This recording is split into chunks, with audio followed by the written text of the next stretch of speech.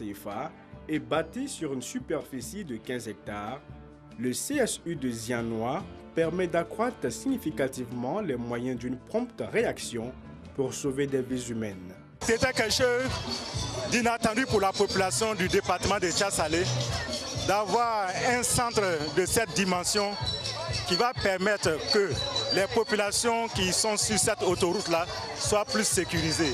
C'est une vraie caserne de standard international qui a été réalisée ici.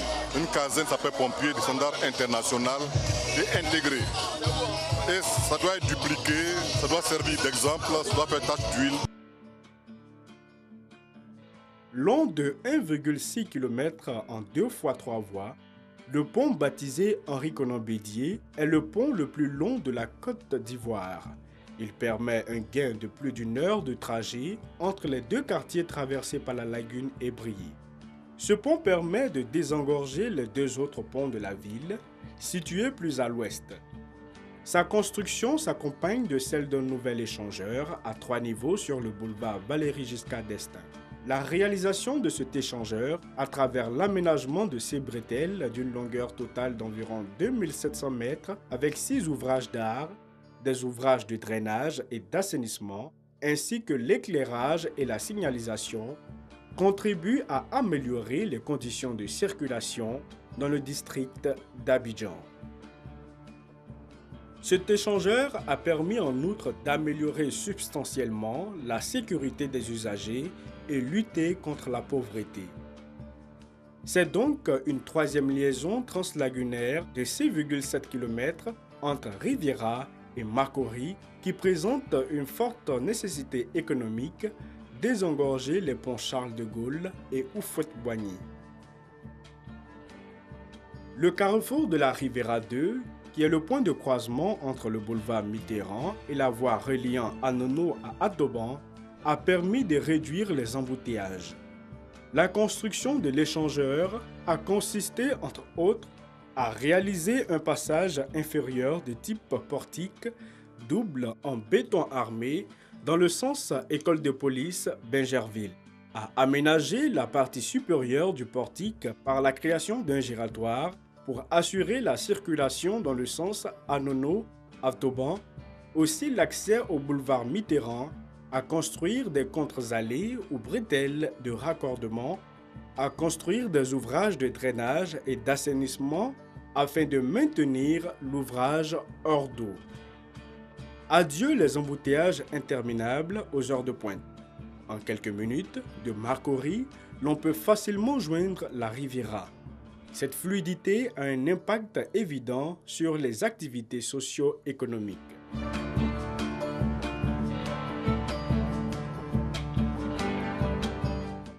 Dans la capitale économique, plusieurs autres grandes infrastructures routières verront le jour. Il s'agira notamment du 4e pont reliant la commune de Yopougon à l'île Boulay, du 5e pont entre la commune de Yopougon et celle d'Atekoubé. Le président de la République, son Excellence M. Alassane Ouattara, prévoit la réhabilitation et l'élargissement des boulevards lagunaires et Marseille, ou encore de l'aménagement du carrefour Akwaba. La grande première en Côte d'Ivoire sera le démarrage des travaux du train d'Abidjan. Ce moyen de transport permettra de désengorger la capitale économique et lui donnera l'allure des grandes métropoles mondiales.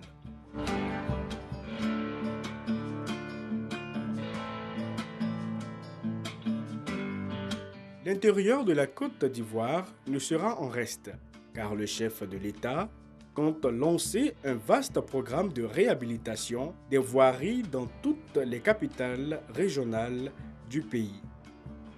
La réalisation de ces projets permettra un gain considérable de temps et une diminution du coût de transport pour les populations.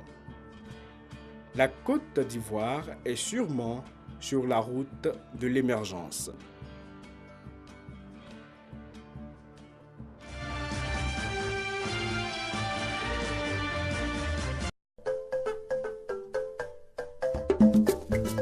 Le ministre burkinabé de la Communication et des Relations avec le Parlement, Porte-parole du gouvernement, M. Rémi Fulgence Dandjinou, a effectué une visite de travail le jeudi 2 juin 2016 à 15h30 au Centre d'information et de communication gouvernementale, dirigé par Mme Anne-Marie Konampène.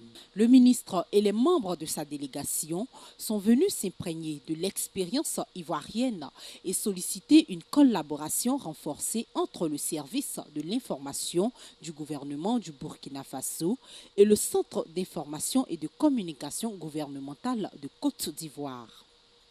C'est la salle de conférence du CICG qui a servi du cadre d'échange entre le ministre, les membres de sa délégation et le directeur général du CICG, entouré de ses collaborateurs.